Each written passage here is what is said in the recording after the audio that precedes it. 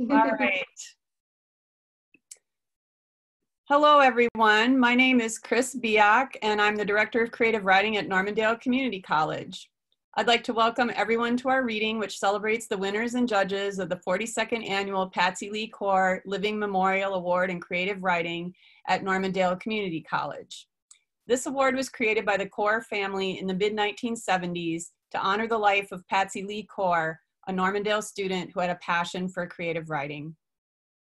This reading and celebration has taken place every year since 1978, but this is the first year we will be offering the reading as a virtual event planned by the English Department's Creative Writing Committee. It's easy during times like this to mourn the things we can't do or to focus on what's wrong. I'm really excited about what we're doing here tonight, celebrating the accomplishments of our students and their passion for writing. Art is what feeds us and keeps us whole, and tonight we honor that truth. I'd like to thank the committee members for doing the work that made this event happen. Lynette Rainey-Grandel and Heidi Cherwick, Creative Writing Committee chairs, and members Layla Dalashahi, Tom Maltman, and Matt Mauk. Another big thank you to Jennifer Miller, our department chair, for assisting us.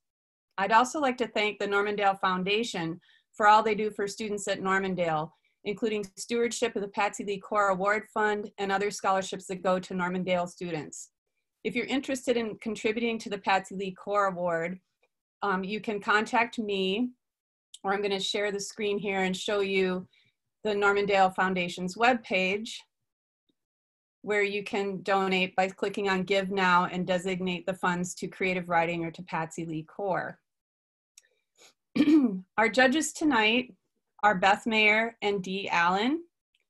Dee is our poetry judge, and I'll begin by introducing Dee. Dee Allen is a queer and genderqueer poet, teacher, and multidisciplinary artist living in Minneapolis. They completed an MFA in poetry at the University of Minnesota in 2017 and are currently a 2019 20% Theater Company Q Stage Fellow and a 2019-20 Jerome Hill Artist Fellow. Dee's first book, A Bony Framework for the Tangible Universe, the Operating System, was released in spring 2019. Using poetic and essayist forms and a range of other artistic media, Dee's work explores the body, illness, disability, intimacy, the natural world, sexuality, and gender. This work takes many forms: word architectures, painted surfaces, light drawings, textured sounds, soft spaces, slow dinners, sustained listening, tender assemblages, quiet gardening, deep breaths. They value each of these endeavors equally. Our fiction judge is Beth Mayer. Beth's short story collection, We Will Tell You Otherwise, won the Hudson Prize in Fiction with Black Lawrence Press. Her fiction has appeared in the Three Penny Review, the Sun Magazine, and the Midway Review. She was a fiction finalist for the Missouri Review's Jeffrey E. Smith Editor's Prize in 2016. Her work recognized among other distinguished stories by Best American Mystery Stories in 2010, and her stories anthologized in both American Fiction and News Stories from the Midwest. Beth was a Loft Mentor Series winner in fiction and holds an MFA in creative writing from Hamline University. She currently teaches English at Century College in Minnesota, where she lives with her family and impossibly faithful dog. I love those bios. They're so personal and they give us an idea of who you are as people, not just as authors. So thank you very much for that. Every year, Normandale students are encouraged to submit their poetry and fiction to this competition. And every year we do have outside judges like Dee and Beth. And we very much value their contributions to this process because no one can ever say that their professor picked their work. These were all judged blind. They did not know who you were, and they chose the work based on merit alone. And so I'm so proud and happy of all of you for winning this award, and I'm really looking forward to hearing you read your work aloud. The way that we normally do this is because the judges have read your work carefully and considered it, we have them introduce the winners and talk a little bit about the work that they chose. And so we start with third place and we work our way up. So we'll begin with Beth Mayer introducing the third place winner's work. So go ahead and take it away, Beth. Great. Thank you, Chris, and thank you, Normandale and the foundation, and all these writers. This was really a treat. It's so good to celebrate student writers, emerging writers, and as a colleague of Chris's and Dee's, it's good to be here. So thank you. It's my pleasure to introduce the third place winner and recipient, and tell you a little bit about why I chose this story. So the third place winner is Last Two for a New You by Travis Hendershot. And let me tell you why I like this story so much. Like a sci-fi short film, this compelling flash fiction piece opens with the most urgent scenario where everything, and we do mean everything, is at stake. As a reader and fan of sci-fi short fiction, I often found the prose gorgeous or gross in the best sense of the word. The writer puts us solidly within the consciousness of the heartbroken captain, and the ship itself is a character, another well-played sci-fi move. The captain must assist, or excuse me, the ship must assist the captain's healing through new onboard tech. The cleverly titled Last Two for a New You ends with the captain, or some portion of him anyway, ready to reanimate a planet, thus completing the mission as any good captain surely must. From this writer, I hope to see more stories just like this. I'd even love to see this story in a longer format with full-blown scenes, and I anticipate seeing something like this from this writer in the pages of a sci-fi lit mag someday soon. Congratulations, Travis Hendershot.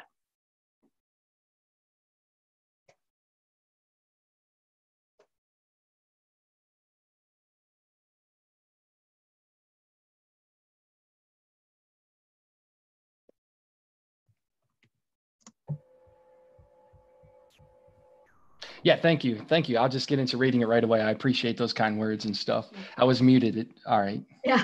Yep. So last two for a new you.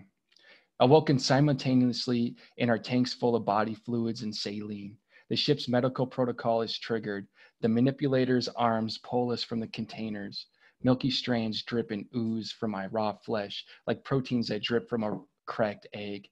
I wasn't alarmed by the emergency, but I see the distress in you. You mix cloudy water with swarms of nanomachines to test your naked flesh. You look at me as it ate away, layer by layer. You spoke to me. My sweet man, I'm sorry to leave you like this. I can't stay. You need to go alone.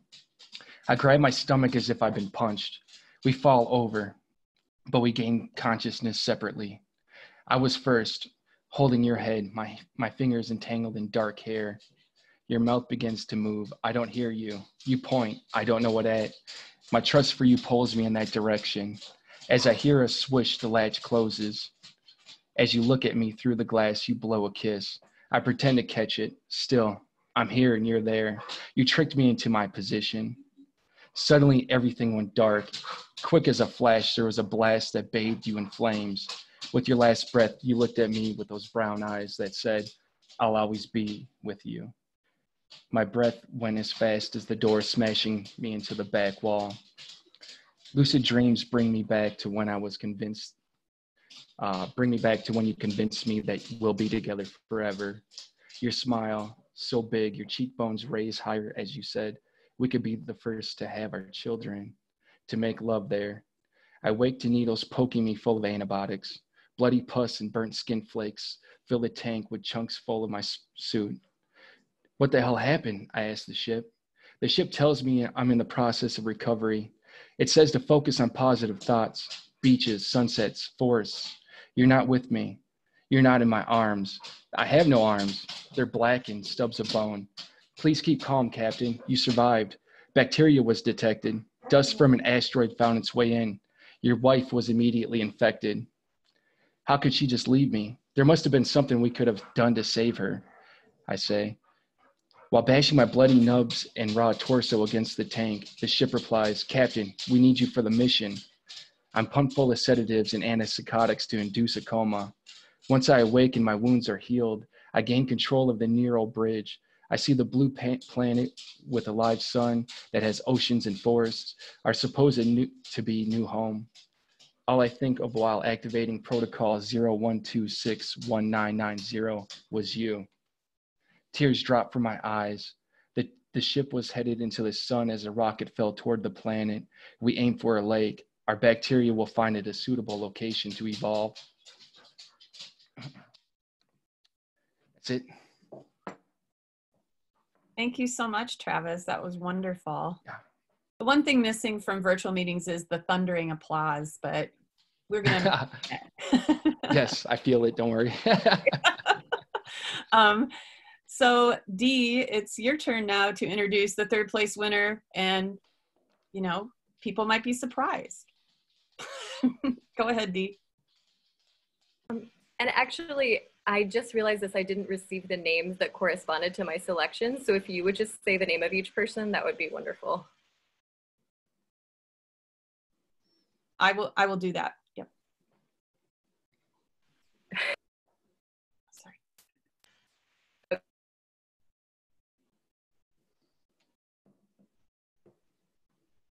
I just first want to say, like Beth, I really enjoyed reading these, and it's, I think that poetry and art is always a vital part of survival, and especially now, it's just an honor and a joy to read this work. So thank you all so much. So yes, so the third place winner is the writer of Dear Melissa, Ode to My Pitbull, and Coaster Out of Control. And that is Travis Hendershot. Congrats, Travis. Yes, thank you. Yeah. So the speaker in these poems expressed to me an urgency that I found compelling. The writer's choice of powerful verbs allowed me to see and feel many of the poem's images very clearly. It feels as if there's a lot at stake here in these lines, and a strong need for storytelling. Some poets that I was calling to mind were Hala Alyan and Ocean Vuong, among many others. And I just really appreciated the opportunity to read your work. So thanks, Travis. Take it away. All right, perfect. Thank you. Thank you for the kind words. Let's see here. And then I'll read two of my poems and stuff. And I'll read Ode to My Pitbull. So here we go. Ode to My Pitbull. I'm bare and naked, standing toe to toe with you. Synonyms for warrior, dog-faced, fighter, soldier, man at arms. Antonym, me. I remember when you chose me on that porch. I held 4 of your siblings that day, even the pure white one I came for. Choice, action of selection, power of choosing. I held your face to mine as Rafiki held Simba to the kingdom. Fate, one's destiny that has a predetermined course of life, one's guiding spirit. I'll never know the stepping stones that led me to you. What happens when laminate floors peel at the seam and you're too broke to replace?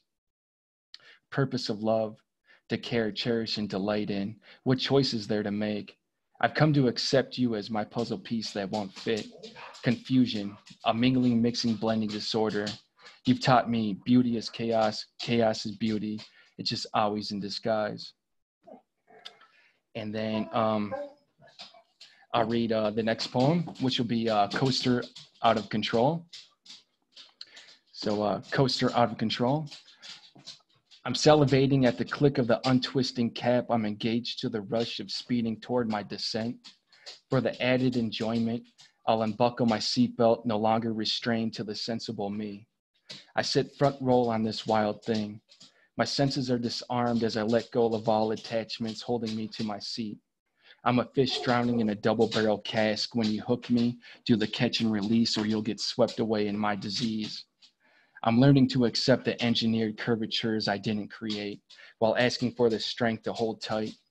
No matter what, I'll ride this motherfucker as my life cruises. Without control, I'll close my eyes and hope I don't derail. And that's both my poems. Great. Can I see the dog? Let's see. You can hear her, right? Yep. Yeah. Hey, come over here. Now she's shy and stuff. Okay. All right. You were petting her right there because I was like, oh, is that the puppy that you're talking about? Oh, Uh-oh. Yep. You might as well take advantage of what we can do with this medium, don't you? You're right. Okay, great. So now we're moving on to the second place winners. And Beth, would you please introduce our second place winner? Absolutely, my pleasure.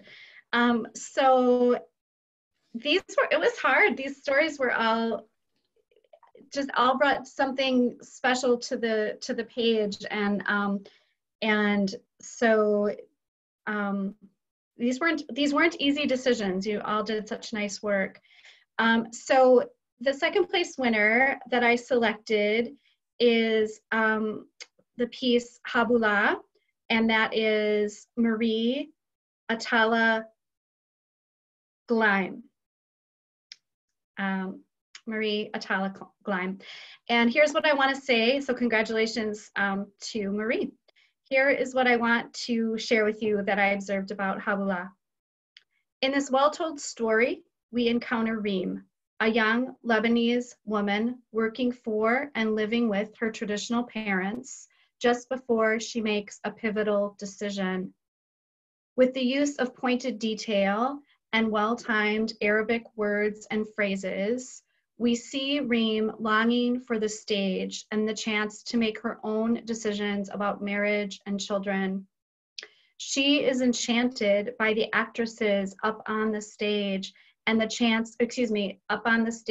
screen and up on the screen and in the theater, playing out scenes quietly in the privacy of her own room. But in the conservative world that Reem inhabits with people that she loves, these dreams are foolish, and she is called Habula, idiot, by her family and her friends for her unconventional aspirations. This writer does not offer us a happily ever after, but invites the reader to consider some of the cultural tensions and competing desires for many women, particularly around marriage and children and making art as a career. We need more stories from this writer, and we need more stories like Reem's here in Habula, because it is not only beautiful, but essential. Congratulations to Marie. Thank you. Thank you for your kind words. I'm very honored and humbled to see that I won the award. I apologize I couldn't get the video working or anything. So I guess I'll just get right into reading my story then. My story is titled Habula. I had made up my mind about leaving years ago. I didn't feel a connection around me anymore. I didn't feel like I was home. I didn't feel like I belonged. I sat outside a run-down tea shop in a makeshift bazaar off an alleyway in East Beirut that we had agreed to meet up at, just outside the city limits where there were sure to be fewer familiar faces. The haze of the hot weather was visible in the air as July rolled in from the Mediterranean. My hastily packed suitcase was tucked beneath the table. I made sure to drape my skirt around part of it in a feeble attempt to conceal my intentions. Across the street sat a group of old men lazily smoking from their water pipes and playing a round of backgammon. The sound of children laughing as they zoomed past sounded in the air. They were kicking a soccer ball back and forth and getting in the way of veiled women as they walked down the street towards a nearby farmer's market. The graffiti-covered walls amidst the bullet holes stood as a lingering reminder of a war recently ended.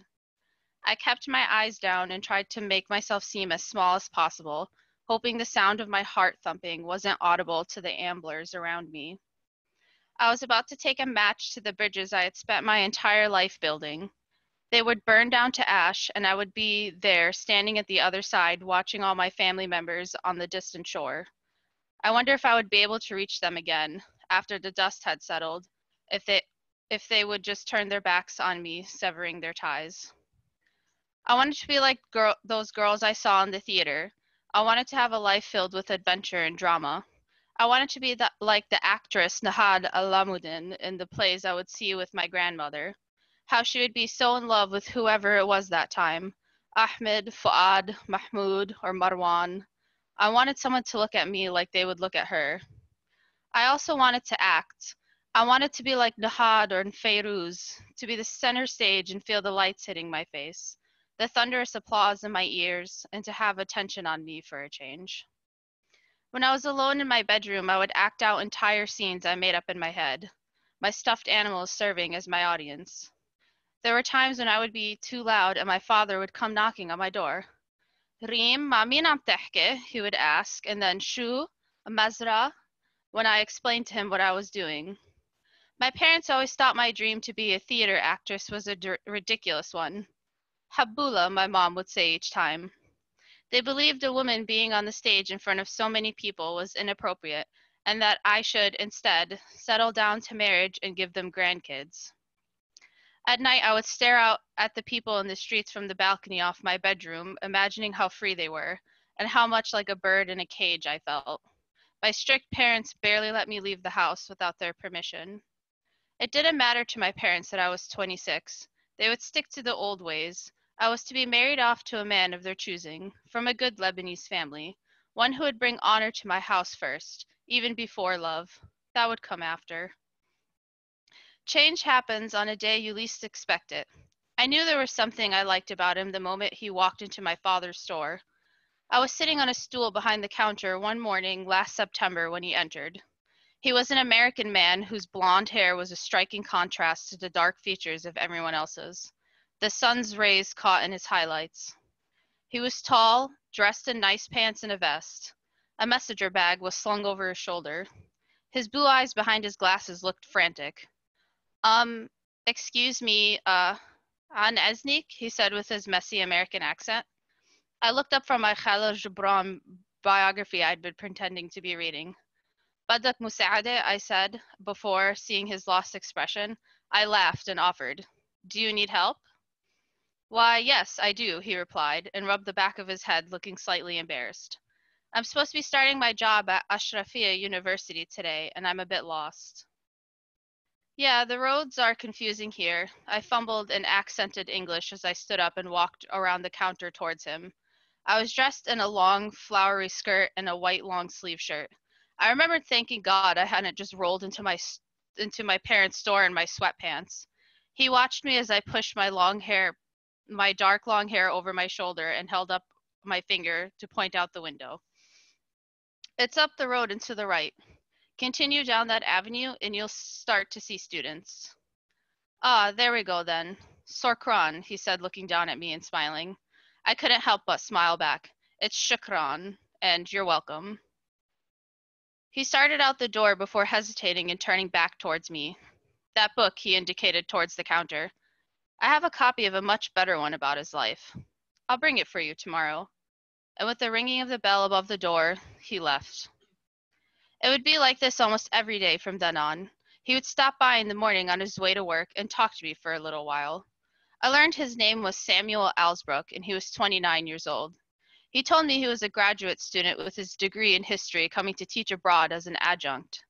He was offered the opportunity to teach here for 2 semesters and had accepted.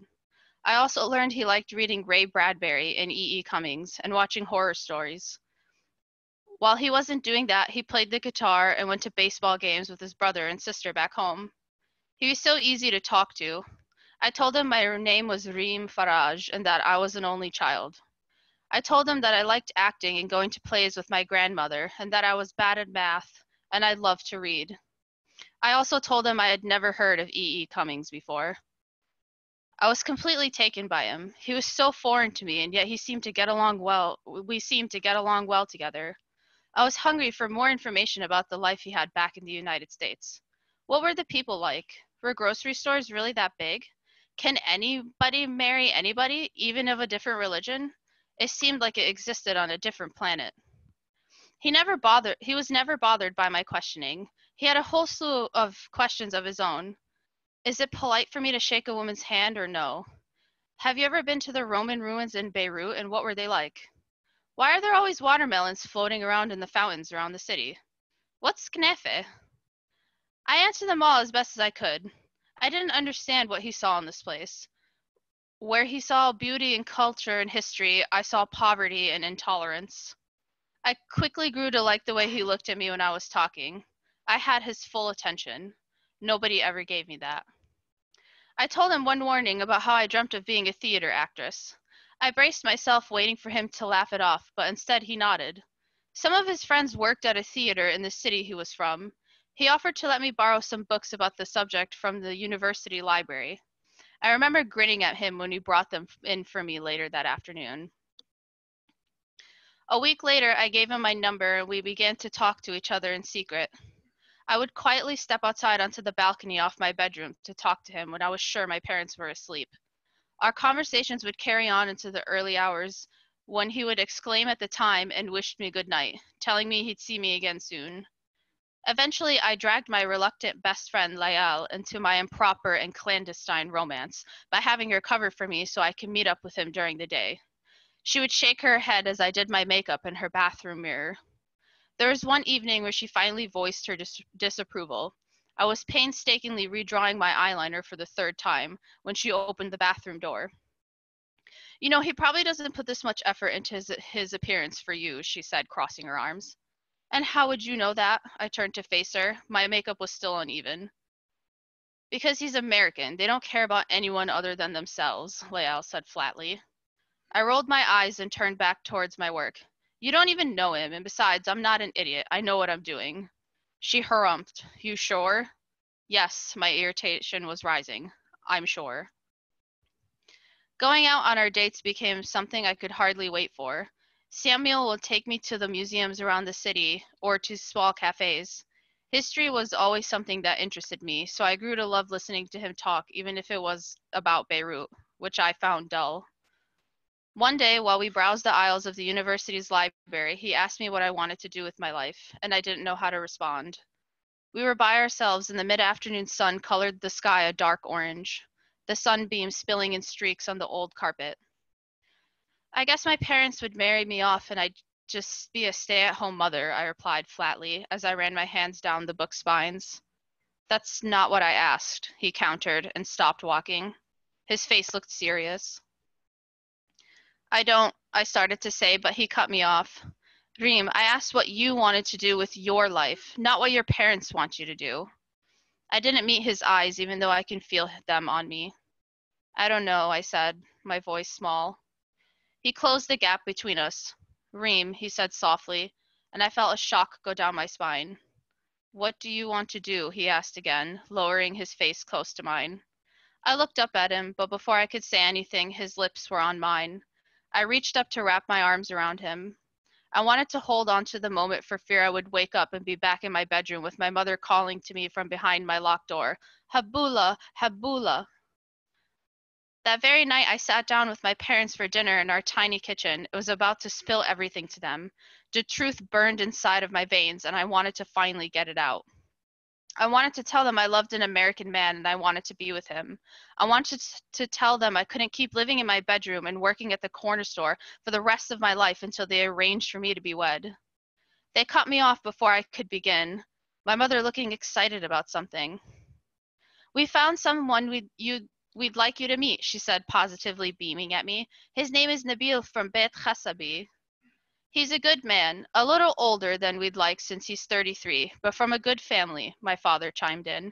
He looked pleased, the wrinkles on his dark face folding as he smiled. Mom, I don't want to get married to some 30-year-old, I cried out and leapt to my feet. What do you mean? My mom looked faint. You have to get married. But I started. Khalas, my dad said loudly. You have to get married. He's a good man. At least give him a chance. Who do you think will take care of you when we're gone? I knew the air of finality my father usually put on situations like this.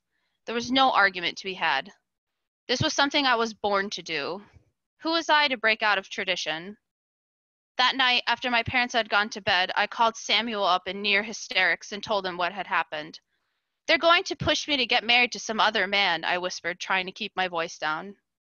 He was quiet for a few moments before he spoke again. Come with me when I go back to America. I opened my mouth to say something, but closed it again, stunned. Reem, I love you. Come back with me. I can give you the life you've always wanted, he pleaded with me. I could hear his breathing through the phone. He sounded so worried. Sam, I love you too, but I can't leave my family just so I can date you in another country. Marry me then. Be my wife, Reem. I can't just leave without you, he exclaimed into the phone. I recall sitting there in silence, staring off into the distance as my mind started racing 1,000,000 miles a second. Reem? Sam asked after the silence had gone on for too long. Yes, I said finally, and it was settled. Over the course of the next several weeks, we would plan our escape. We got married in secret in a small church a few towns over. I went to the embassy to get my paperwork done. I recall being handed back my new passport that said Reem Alsbrook on it and felt my pulse quicken. For the first time in my life, I was hopeful about the future. But as soon as I went home and saw my parents, who were getting on in age, my heart stopped soaring and came crashing down to earth. I was going to devastate them.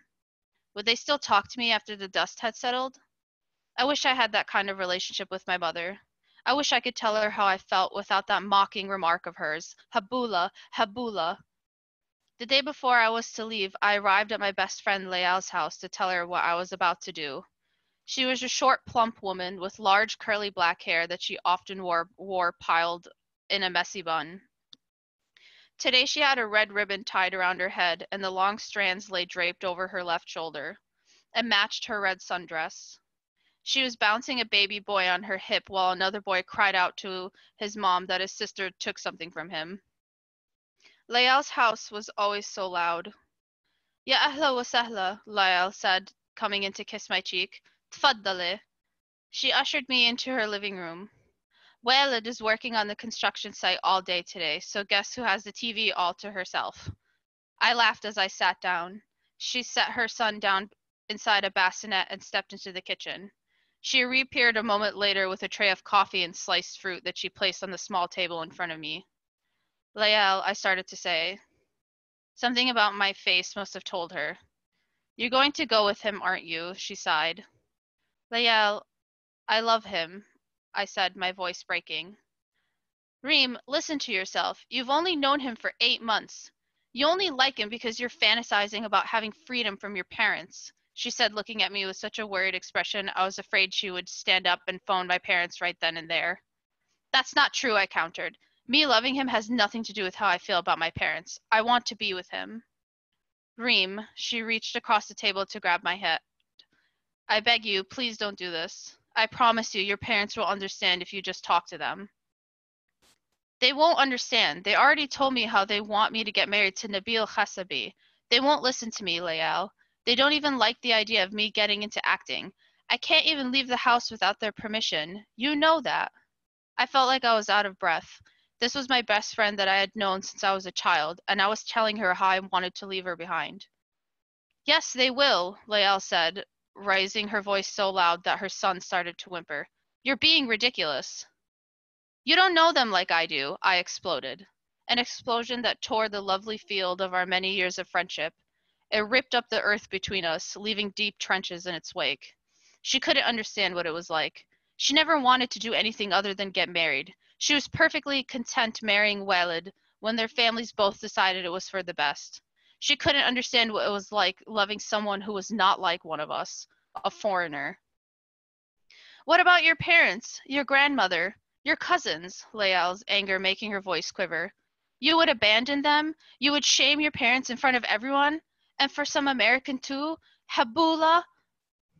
Layal, I said, and began to cry. I love him. I can't be without him. I can't marry Nabil. I don't want this life. Fine, Layal said. Her lips settled into a thin line. I saw that warm, familiar light she always had leave her eyes like an invisible wall closing me off. But when, and not if, Reem, when you realize the mistake you made, I won't be here to come back to. I can't be friends with you if you're so quickly willing to leave us all behind for some ajnabi. I looked at my best friend, her dark features the same color as mine. She was like the sister I never had. Layal, Intimidem me. How could you say this to me? No, Reem, how could you do this to me? She kept her voice even. Her 2 other children were standing in the doorway watching us. We both stood there in silence before I stood up, walked out of the door, and left. I didn't think I'd ever see her again. That night, I packed my bags and said goodnight to my parents for the last time. I remember standing there in the hallway long after they closed the door to their bedroom, just staring after them. I knew it would be a lost cause to try and tell them about Samuel. I silently said a prayer that they would, at the very least, be okay. The very next morning, I woke up before the sun began to rise and made my way over to the tea shop we agreed would be the rendezvous point. Even though it was barely 6 a.m., the heat was already insufferable. I wondered if America would be this hot too. He told me he lived in a place called Connecticut and a part of the country called New England. I hoped they still had palm trees. Reem, I heard a voice call out, and there he was. He was dressed more casually than normal, in cargo shorts and a t-shirt, with some words on it that were too faded to make out. He had with him his 2 large suitcases. He pushed his glasses up on the bridge of his nose as he regarded me. I had chosen to wear a soft print dress that went down all the way to my ankles. It had medium-length sleeves and was very flowy. I had seen the actress Fayrouz wear a similar one in a play I saw with my grandmother a few years back. It seemed fitting, like I was in a play and this was the final act. Sorry, I said, shaking my head and standing up. I was lost in my own thoughts for a moment. Are you sure you still want to do this? He asked. His voice sounded a bit uneasy. I took his hand in mine and could feel him relax a bit. Yes, I am. I smiled up at him. I tried to keep the nervousness out of my face, but seeing the concern in his eyes, I could tell I was failing. Of course I was nervous. This was the scariest thing I had ever done in my life. I was defying my family and my culture. But I was so sure that this was right. I squeezed his hand. Shall we then? He smiled at me and led me out of the tea shop into the street, outside where a taxi stood waiting. My heart began to thump in my chest. I was really doing this. I was really leaving. Freedom was coming and I could almost taste it. We walked over to the taxi and placed our suitcases into the trunk. The driver looked at us through the rearview mirror with a bored expression. He had Wailik Furi playing on his radio. Ready? Samuel said to me as we settled in. Ready, I replied. The taxi pulled off into the traffic, and I can hear my mother's voice echoing in my mind. Habula, Habula. And that's that. Thank you so much, Marie. You can't see us, but we're all like clapping.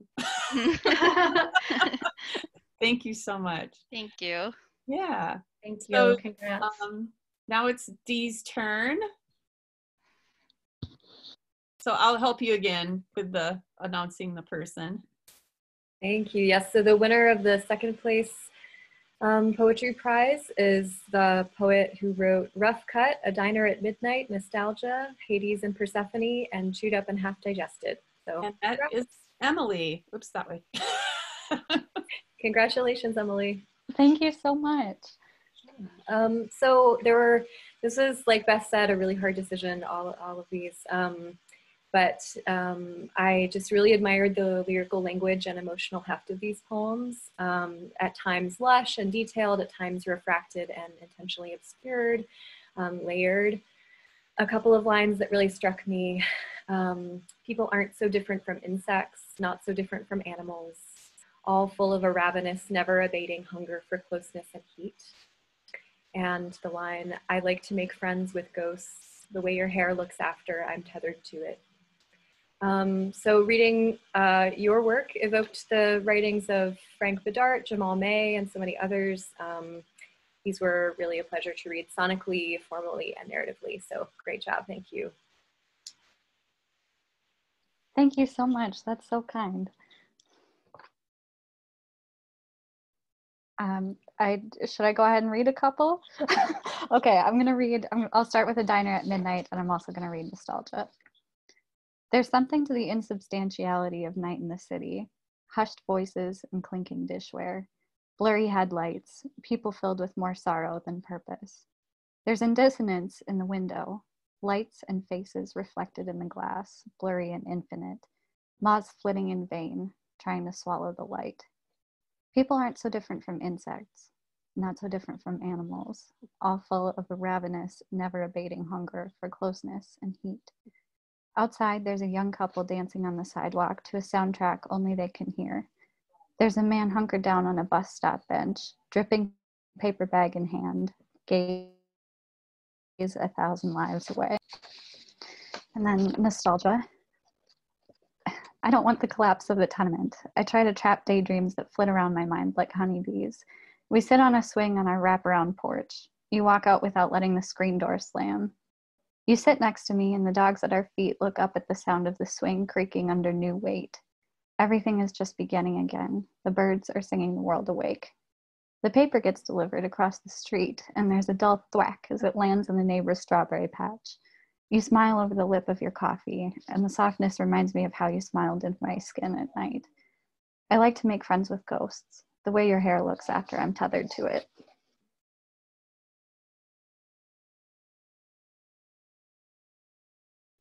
Thank you so much, Emilie. That was wonderful.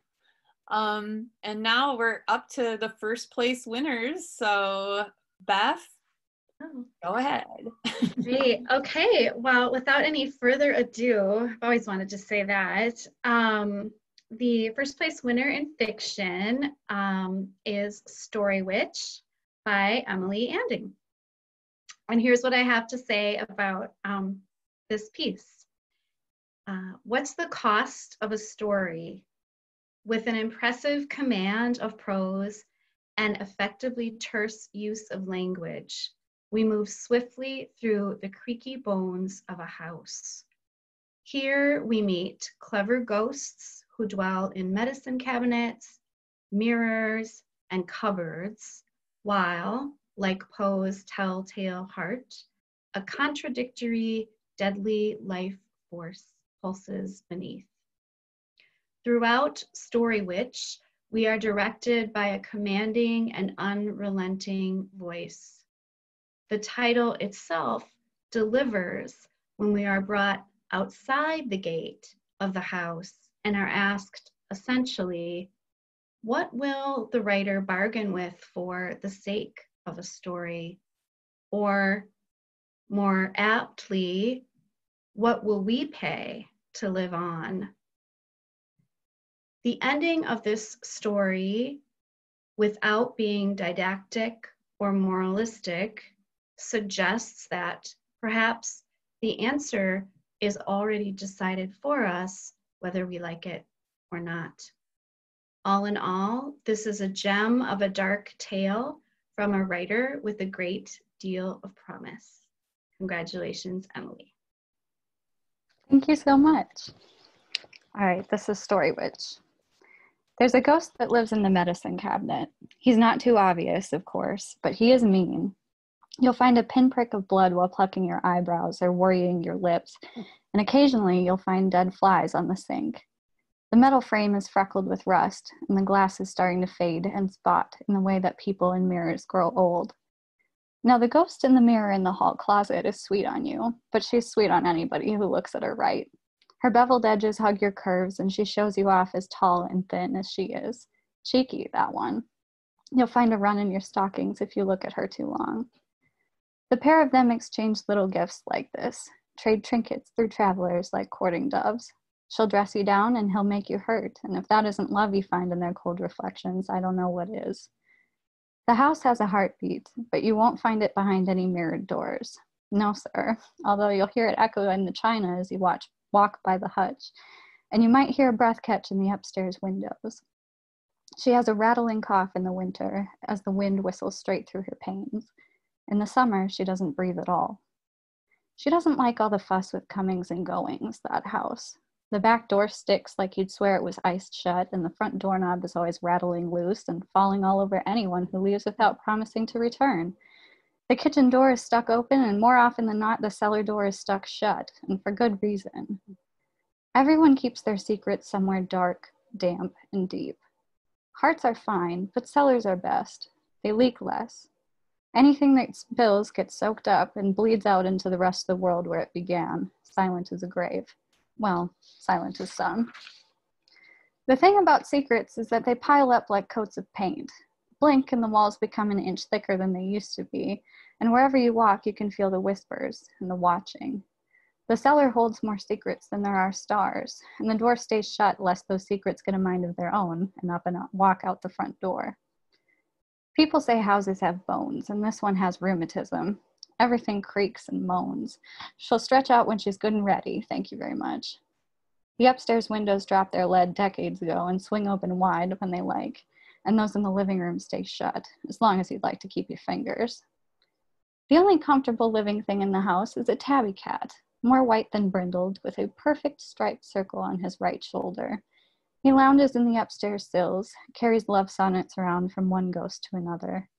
If you're kind, he'll come when he's called. If you aren't, well, I'm sure you'll find him in the rose bushes out back with plenty of thorns between you. A witch lives here, with the cat and the ghosts. She'll trade you anything you want if you surrender the right articulation. She'll cock her head and tilt her chin up, eager and empty-handed. All she wants is your words. It's a simple enough trade. You never know quite what the exchange rate is. You've heard of superfluous stories about trips to the supermarket fetching fortunes, while gruesome novellas are worth no more than a dime. Not that she deals monetarily, of course. Prices run differently on her corner. The story goes that once there was a woman who fed so many tales to the witch she lost her voice. She unraveled until she had nothing left to tell, and her voice petered out, just like that, never to be heard again. People say there's nothing to show for it. You can't help but wonder if she's happy. Curiosity gnaws at your stomach, hungry and painful, until you can't take it anymore. The house towers over the corner of the block, surrounded by century-old trees with twisted branches, guarded by an iron fence. If you look closely enough, the posts look like skinny little soldiers with their arms outstretched and entwined, but upon closer inspection, you're sure it's a trick of the light. Ivy and climbing roses twine around the portico like lovers, and you swear you see a cat's tail twitch beneath the brambles. She's here, leaning against the trunk of a peach tree. She puts out her cigarette as though you've kept her waiting. And so you ask the story witch for a story. Give me your words instead, child, she laughs. You don't want mine. I love someone who pretended to love me. The words have always been daggers, and they cut your tongue as they leave your mouth. There, says the witch, as she gently tilts your chin in her fingers and runs her thumb across your lips. Can't you taste the iron? How can you breathe through the armor? Armor? Could she not see the blood in your teeth? Could she not hear the way the words shredded your throat on their way out? Protection? This was vulnerability. You step away, but her hand hovers in the air in front of you, expectant. I only see what I need to, she says, as if she can hear your thoughts. Her opalescent eyes shimmer as though she's laughing at you without having the decency to be forthright about it. You shake your head as tears brim and blur your vision. Your mouth twists in a grimace, trying to stop her the words, the blood, the weaponry. You swallow it down again and turn away, leaving her to laugh alone on her corner. Deep inside the house, the cellar door creaks open. The end. Thank you so much, Emilie.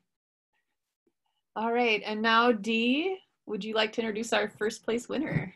I would. All right, so first place in poetry is the writer of Barbie Doesn't Need a Baby, The Voyage Home, My Anxiety, the female author bio, and Venice. So that would be Amanda. Congratulations, Amanda. So I'll just share a few words before you read.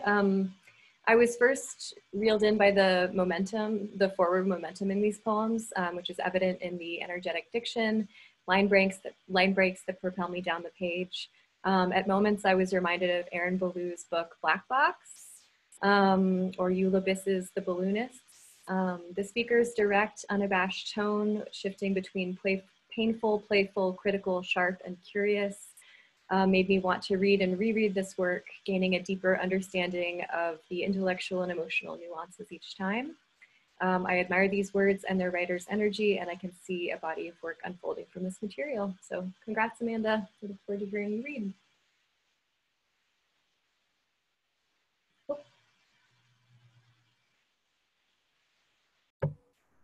Sorry, I'm here. Thank you so much. I appreciate your kind words. Okay, Barbie doesn't need a baby. So there's no pregnant Barbie. Big deal. Motherhood isn't sainthood. Having a baby isn't necessary for being a good person or having a meaningful life. I never wanted to be Barbie, even though that bitch has everything, like the bumper sticker so aptly says. But I did want to be like her. Fit, outgoing, fun, athletic, attractive, smart, and self-sufficient. Tell me you didn't, and you're a liar. But I also wanted to do the stuff that Barbie did. Barbie was an airline stewardess. My aunt was too, until she died in a plane crash 2 months before my birth. Barbie went camping. Sure, she had a camper, but she also slept in a tent and built a campfire, just like a Boy Scout. Barbie was a role model and caretaker for Skipper. She didn't have to birth a baby to nurture a child. I don't either. Just ask my godson. Barbie was a single, confident, independent woman. She didn't need a man. Sure, she had Ken, but she had her own career, her own adventures, her own life. So there's no pregnant Barbie. Big deal. Little girls already know they can be mommies. Barbie shows them everything else they can be. And maybe that's important too. Maybe Barbie had it right all along. Maybe little girls should aspire to be something more than just getting knocked up. The Voyage Home. Sometimes I feel like I don't know where I'm going, whether I'm coming or going. I'm going to yoga class. Yoga pants, yoga mats, yoga cats, yoga fats, yoga acrobats in outer space, in inner space, filling my head space. E.T. phone home, E.T. phone home. Om, om, om. Am I getting through? Can anybody hear me? What does it mean that I fall asleep during corpse pose? Nobody knows. Dalai Lama, Dolly the Llama, Dolly the cloned sheep. How do we know there is a difference? You know, I bet the Buddha never had bad days, especially bad hair days, but at least I know where I'm going. My anxiety. My never-ending, self-imposed, energetic despair, defeat, failure. Like the ocean, rolling over and over, rushing forward and back, a wave grasping at the shore, tossing over and over in vain, only to fling itself back out to sea. Relief, relaxation, restoration, within reach, but slipping, slipping, gone. A resurrection, splashing back to the beach, swirling, scrambling, struggling for purchase among crumbling castles and shifting sands, losing the battle with the undertow, falling, sinking, getting dragged below the surface. Within the span of a breath, resurgence anew, bursting forth, pushing forward, lashing out, thrusting upward in a great spiral, a violent effort to heave myself onto the calm shore, only to slide away again, to retreat once more into deepness, darkness, silence, drowning in the struggle against myself. Venice. Ah, bridge of sighs, close my eyes, cut all ties to me and my reality. Feels like deja vu for a place I've never known. Gentle rocking from side to side between the past and the present. Puddles, no, more like a pool over my shoes. Setting sun dancing off the tiles in the piazza. Doge's palace in the distance. Music, madness, masks, and mostaccioli. It's something in the smell, slightly unpleasant yet beckoning. Brackish water, olive oil, bougainvillea, and wine. Something in the sound, deafening in its simplicity, the constant soft lapping of the water streets, the silence of the mimes. Like no other city, its own splendid heaven, a floating paradise, bridges to history, an invitation to ancient carnival, a nod to excess, the ultimate awakening of my numbed soul. The female author bio. It always says she lives with her husband, or she lives with her husband and children. Sometimes it also says she lives in the country, or in the mountains, or in Minneapolis, Atlanta, Chicago, or New York, Sheboygan, or even Antlers, Oklahoma. But why? Is there nothing else to say about this woman who gave up months of her life to produce some literary treasure? Well, not mine. No, my bio will be different. She lives by herself, for herself, and does as she pleases. She lives in a beach house she created for herself by the sea in a world she invented. She lives with her cats, one skinny, one fat, and an old senile dog who rescued her when she needed it most. I don't have him yet, but he'll find me when the time is right. No, my bio will be different, even if all it says is she lives. Thank you. Thank you so much, Amanda. That was amazing. I'm just so impressed with the quality of all the pieces and just how deep and meaningful they all are. Thank you all so much. We always end our readings by having our judges read a little bit from their work so you can all hear what kinds of things they're working on. And we're going to begin tonight with Beth Mayer. So go ahead, Beth. What a treat to hear from all of you. And I agree with Chris and with Dee that these were just remarkable, and you guys have bright futures ahead of you, writing those bios, right? So I'm going to read a story from my collection, We Will Tell You Otherwise. And the story that I'll be reading is the first story in the collection, and it's called Don't Tell Your Mother. And it's fairly short. Don't tell your mother.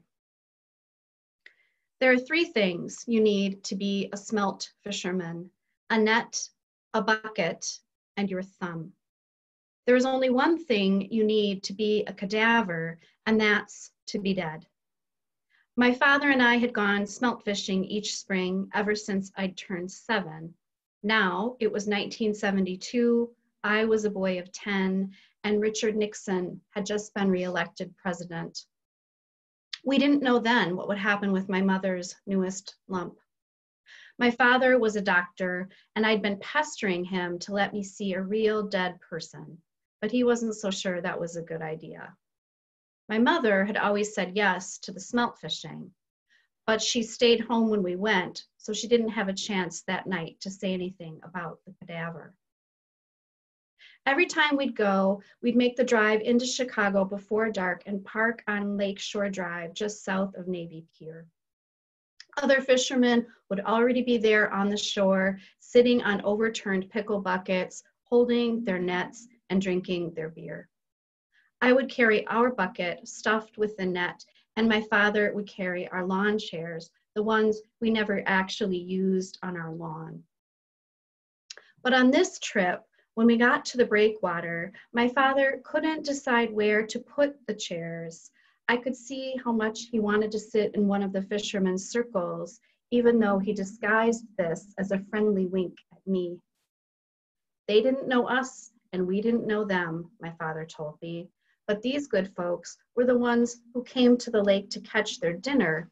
These good folks didn't have money for things like lawn chairs or piano lessons or station wagons to take them to their baseball practice. That night, we sat closer than we ever had before, just at the edge of one of their circles, around a fire burning yellow and red in an oil drum. We could hear a man in a brown coat telling a story about a one-eyed cat that, honest to God, predicted the future. My father smiled at me, which meant, you see, son, this is real life here. This is what I'm talking about. Isn't this better than television? And I smiled back at him because it was better than television. We dropped our nets into the water, knowing the smelt would swim the same direction they always did, and that before they could warn their family and friends a few rows back, everyone they knew and loved would crash into the net along with them. Then we raised the net, heavy with all those smelt, and picked them out one by one. Some were as small as my little finger, some as big as a small perch. Their size didn't matter. We popped their heads off, snap, snap, squeezing them between our thumbs and index fingers. Then we scooped our thumbs into the holes where their heads were supposed to be and gutted them clean.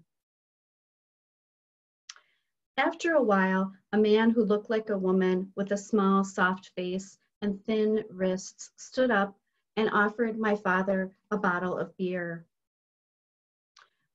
My father would cook the smelt in a cast iron skillet, and when they were perfectly brown, we would pop the whole smelt, scale, tails, and all, right into our mouths. That night, we didn't go home, and my father kept moving our chairs closer and closer into the circle. Everyone kept on fishing and drinking and talking. and the man in the brown coat invited us to cook our smelt over his fire. It was warm around the fire, and I liked the sizzle smell and the slow, steady way that we ate them, smelt after smelt after smelt. We sat and fished and talked, and my father told some stories that I had never heard before. One time, when he was a boy, his grandfather aimed a pistol through the living room window and shot a porcupine off the crab of his truck. Another time, long ago, his cousin Mike went swinging from a rope into Cold Lake and never came up again. The man in the brown coat said, "Cousin of mine? Same damn thing, different lake." Then the man in the brown coat told us about his mother, her brown sugar ham, and the blue flowered house dress she wore, and the prize-winning tomatoes in her garden. Now, that was down in Carolina, he said. Mind you, everything grows in Carolina. I wanted to say something too, so I asked, which Carolina, north or south? The man who looked like a woman put his arm around the man in the brown coat's shoulder, leaned in and giggled and said, "Why south, boy? It's gotta be south." It was getting late when we heard a man in another circle raise his voice and say, "Get the hell out of here, Marty." The man in the brown coat got up saying, "I'd better go see about this." The man who looked like a woman said, "Sit your ass down, Georgie Pie." So now the man in the brown coat was Georgie Pie, and Georgie Pie laughed and walked over to the arguing men anyway. Our circle went on eating and drinking, but we were quiet now because we were listening. The loud man said, "I don't owe you shit, Marty, and you know it." Then the other man, Marty, said something that none of us could make out. The loud man kept getting louder. "You think you got a claim here? You think you got a claim?" My father turned his chair and I watched him keeping an eye on the men in the light of the fire. The man who looked like a woman said softly, "Georgie Pie," but we all knew that Georgie Pie couldn't hear it. Georgie Pie stepped between the two men and gripped their shoulders, turning to face one, then the other. He told them something in a low and gentle voice about no need, no need. "You see this, George? Can you believe this shit?" said the loud man. My father told me this was not good. He wanted to take me home. He said we would just leave our fishing gear right where it was, and then when he said go, we would go quickly, heading away from the commotion, even though, yes, we'd have to cut back to get to the car. I was ready for my father's signal, but before he could say go, we heard Georgie Pie cry out, "Oh," and saw him slump to the ground. And Marty was the one to go, fast, running into the night. I heard the loud man shout, "George!" The man who looked like a woman moved toward him saying, "Darling, darling," and crouched down to where Georgie Pie was now curling up. My father told me, hand him my coat, then went straight to Georgie Pie. I followed my father and stumbled over a pickle bucket. My father knelt down next to Georgie Pie and told him, "Don't worry, I'm gonna help, I'm a doctor." Then he lifted Georgie Pie's head, placed my coat under his neck, and pulled up Georgie Pie's blood-soaked t-shirt, searching the skin on his belly. I watched closely as my father put his hands into Georgie Pie's stomach right where the blade had gone in. My father sent me for help, and I heard myself repeating every word that he told me to say, one for every step that I ran, and I ran like a baseball player rounding third base and headed for home. I ran until I reached the lit curb, stepped into the phone booth, dialed the operator, and spilled every word into the mouthpiece. "There's been a stabbing at the breakwater near Navy Pier, and we need an ambulance immediately for one conscious male, victim age 45, who's in the care of a surgeon from Mercy Hospital. The attacker fled, but alert the police. We were told his name is Marty, and he was last seen running near the pier." Back at the water's edge, I saw my father with his hands still inside the hole in Georgie Pie's stomach. There was blood on my father's arms, but the bleeding looked like it had stopped. My father said, "All right, my friend, you're going to be just fine." "Just fine," he said again, this time directly to the man who looked like a woman. Then to me, my father said, "Son, are you all right?" I could only nod my head because suddenly I felt like I could cry, and I didn't want that. It took 9 minutes for the ambulance to get there, and my father told the paramedics they sure took their sweet time.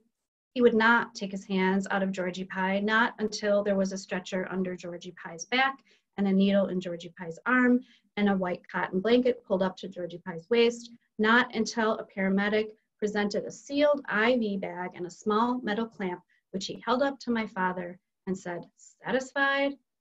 Then my father said, "Okay, take this fellow to Mercy, not Cook County, Mercy, under the care of Dr. Morrison. He's on tonight." The paramedic agreed, but said he couldn't let any of these people ride in the ambulance. When my father said, "What the hell?" the paramedic said, "Policy is policy, take it up with his boss." After Georgie Pie and the ambulance had gone, the loud man and the man who looked like a woman told us, "We know the way to Mercy. It's late. Just get your boy home." In the car, I thought about my father and me almost leaving too soon. I thought about my mother waiting for us at home. I thought about quick dabs with sharp knives, where we go if we never wake up. And I thought about Georgie Pie. "I want to go to Mercy too," I told my father. "Son," my father started to say. "We have to make sure he's all right," I said. "We have to." And my father turned the car around.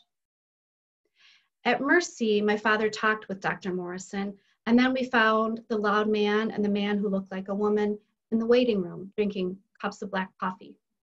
They stood up and my father told them, "George is resting now. He looks very good." "Can we take him?" asked the man who looked like a woman. "Not quite yet," my father said. "He needs to be monitored to make sure there's no sign of infection. He should go home tomorrow." The loud man said, "Well, we just don't know what to say." We all shook hands and wished each other well. When my father and I got to the elevator, he told me there was something he wanted me to see. "But please don't tell your mother," he said. "It might upset her." And I understood. We went down to the basement, and that's where my father showed me the cadaver. The cadaver's name was John Doe. My father said, "Put on masks and gloves," and we stood next to John Doe. Then my father told me, "I'm sorry, son." But I didn't know if he meant for the long night, or John Doe, or the new lump in my mother's breast. I wanted to tell my father how glad I was for that night, how good it felt to save somebody. Then my father asked if I thought it was a good time to put John Doe away, and I said, it was. Thank you. Thank you so much, Beth. That was great. I just makes me want to go smelt fishing. Recipes. Yeah. All right. And our final reader for the night will be Dee Allen. Thank you. Thank you all so much. It feels wild to close out this situation, but here we go. So I am going to start with the last poem in my book, which is very short, and then read a lyric essay. So this poem is called Meet Me in the Garden. Meet me in the garden at the start of the season when the magnolia is just beginning to bloom. Raspberry brambles behind the house grow vivid with leaves. The cedar, green all along, doesn't begrudge the forsythia its alchemy. There is no blight, no waterlogged soil, no sun starvation yet. There is still time. Let me be clear. I do not want to love you in a world without winter. I would not know how. But for now, I will undo seedlings' knotted roots so others may flourish. Alive among monuments, we touch without checking the clock. Here, even alone, I can see your face in my hands, its blue dimensions. Above the vines and wildflower beds, our broken bodies tower over us, carved in stone, veined with mosses and lichens, no longer ours. They are quiet, relieved of the duty of holding. Thank you. And this is a longer lyric essay called Autobiography. And there are a couple of sections in the middle that are directly scanned from an antique dictionary that I'm working with. The first is directly text from that. Thanks, Pat, for the hands. And then the second recurrence of that is an erasure poem from the same text. So, autobiography. Body is born with a sheaf of questions in their furled fingers. Who am I? What am I made of? What will become of me? What should or shouldn't I? What is right? What is true? What membranes divide me? How can I reach the other side? When body is old enough to read, they haul the heavy dictionary into their lap and look for their reflection in its pages. Body. Body learns the definition by heart. 1, a verb, bodied, bodying. To furnish with a body, embody. To put into outward shape, represent. To form into a body as troops, etc. 2, bodies as a noun. The entire physical part of a man or other animal. The trunk or main part of an animal or thing. A person, an individual as some body.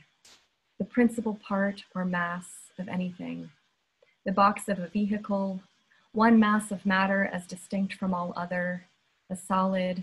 A collection of persons, things, facts, or the like as one whole. Opacity, density, or consistency, substance. That part of a garment that covers the body, waist. Matter as opposed to spirit. Synonyms: ashes, carcass, clay, corpse, dust, form, frame, remains, system, trunk. Body denotes the entire physical structure considered as a whole of man or animal. Form looks upon it as a thing of shape and outline, perhaps of beauty. Frame regards it as supported by its bony framework. System views it as an assemblage of many related and harmonious organs. I am an outside, body says quietly, shifting in their chair. For the first time, they recognize themselves as a made thing, like the log cabin their family lives in or the soft gray horse they hug under blankets at night. Body wonders if their self, too, is crafted of sturdy beams and tender velvet, or some other material still undiscovered. Body learns it is best to be vessel, to contain without leaking, substance, matter, depth, to stay whole and separate. Body is confused about the consequences of breaking, but when the dictionary explains corpse and remains, they close the book as if burned. Wind and water, weather, bodies, wood, house. The horse, her velvet ears now smooth as sea glass, sleeps in a chair beneath the high shelf where the dictionary lies dormant. Body uses world as scrying glass. To perceive is to dive into divination, divinity. They collect everything. Salt, construction work on the river bridge, salt grains biting the tongue, news about the massacres, curls of rusted wire on the sidewalk, electric currents of nerve pain, faggot shouted at them from a frat house yard, magnolia petals collaged over wet ground, a lover's small hand on the back of their neck, learning from world how to be. Body collects methods of disappearance. Make body small, scrub body clean of masculine or feminine selves, make them prettier or more handsome, repair tears without fanfare, make body legible. Others demand to know, is body boy or girl, or are they hurt or whole? Are they actually in pain, or is the pain a nest body built of their own material? Names rise around body's ankles like cold water. Body grows and grows up. They begin to sense that something in them is different and something is also wrong. An unspoken longing forms under body's lungs like a new liver. Pain knits hollow spaces between the bones. It is difficult to separate the two. Body tires easily, cultivates a garden of bruises and rice paper scars in their skin's perpetual spring, loses breath to arrhythmias. They can barely bend to tie their shoes. Body blames these symptoms on a desire to smooth their best friend's hair behind her ear and fall into her bed the color of sea foam, a merciful drowning. A revolving cast of physicians agrees at first with Body's own diagnosis. The doctors offer self-help books, personality disorders, birth control, mood swings, antidepressants, dark cloud, pain medication, torn tissues, vitamins, nausea, lethargy. Body becomes the absent star in their own play. They wait behind the curtain for any change in the doctor's monologues. Body stops hiking among mountain laurels. They stop stepping over river rocks. No more writing by hand, no more parties, dance classes, late nights in the art studio. Instead, they fall asleep early on a heating pad. They find a steady job where they can sit down. They fall in love with someone new. One day, after all that, a doctor flings the curtain open and drops connective tissue disorder at Body's feet, a dead thing. It lands in the water of names and floats to the top. At night, Body dreams splinters and worn out velveteen. They had tried so hard to be whole. They believed the doctors before. Body took every name they were given: crazy, hormonal, psychosomatic, depressed. Body's second life began when they realized, I am more. Body quits their job and begins instead to remake a world they can live in. They replace hard chairs with plush floor cushions, fill empty spaces with red stones and golden feathers found on beloved trails. They spend quiet evenings ripping seams and sewing hems. The dictionary feels light in Body's practiced hands when they pull it down from the high shelf. Body rolls up their sleeves, picks up the white paint. Body, I, Body, form a whole city as opposed to hull. Synonyms: beauty supported by bony framework, poetic or plain, an animal intelligence between the viscera and an organized grave. Body gives himself a new name. They fill out all of the appropriate documents. When a friend slips up, Body breathes deep and makes eye contact. It's animal intelligence now. Before, when Body tried to describe the knowledge in their bones and skin and dark, quiet organs, they would shake with fear as if on trial. Today, they laugh. The sound is a great ripple that emerges from the core of Body's being until the whole world rings. Thank you. Thank you so much, Dee. What a wonderful way to close. Thank you. I also wanted to be sure to mention that both Beth and Dee have books available, and would each of you say a little bit about where people can pick up your books? Sure. So Beth? Sure. Thank you, Chris. That was so gorgeous to hear you read, Dee. Thank you. Oh, love it. Same. Thank you. Oh, yeah. So I would direct folks to Black Lawrence Press's website right now. That is the most direct way to get the book, and the website is Black Lawrence, no caps, no punctuation, .com, blacklawrence.com. It is available on Amazon and through independent booksellers as well. But I think book sales are down kind of for folks. Small press distribution, SPD, which handles lots of independent presses, they are doing a GoFundMe campaign. So that should tell you something, because they're big and they're doing a GoFundMe campaign. So buy from local bookstores or directly from presses or authors if you can. So thanks.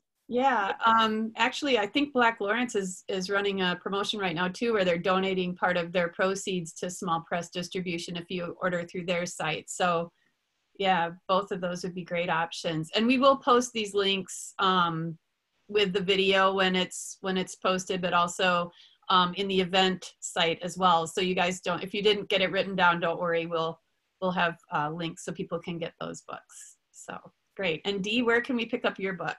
Yeah, thank you. So my book is A Voting Framework for the Tangible Universe, a mouthful. Sorry, you're welcome. And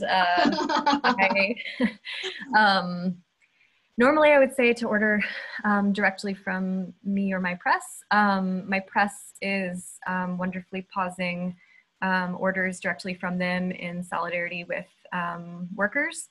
And normally I would be able to ship out signed copies through my website, thebodyconnected.com. You can still order those from me, but it might take some time for me to get more copies in the mail. And otherwise, like Beth said, please order directly from small booksellers, independent booksellers. They can still get copies of things through distributors. So that is still happening, and I encourage you to do that. And just, yeah, thank you all so much.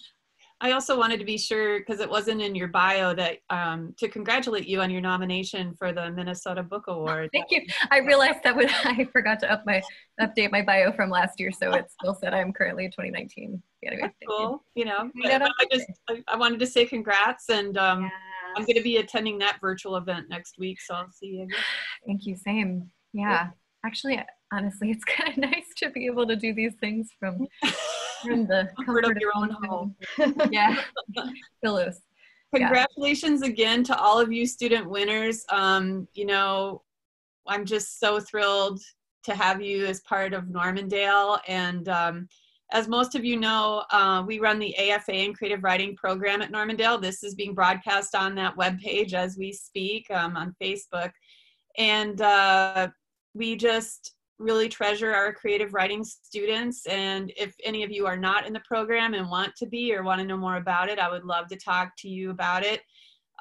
We are doing some really awesome stuff at Normandale. We have the Paper Lantern Literary Magazine, which I know some of these pieces were in, I think, last semester. That's what Mr. Maltman told me.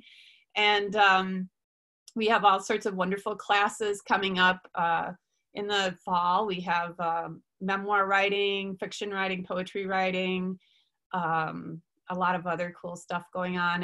And depending on what happens, we'll have the Normandale Writing Festival one way or the other, whether it may be online or it might be partially in person. We're just, you know, we don't know. So stay tuned. But thank you all so much for coming tonight, and have a great rest of your evening. Thank you. Thank you.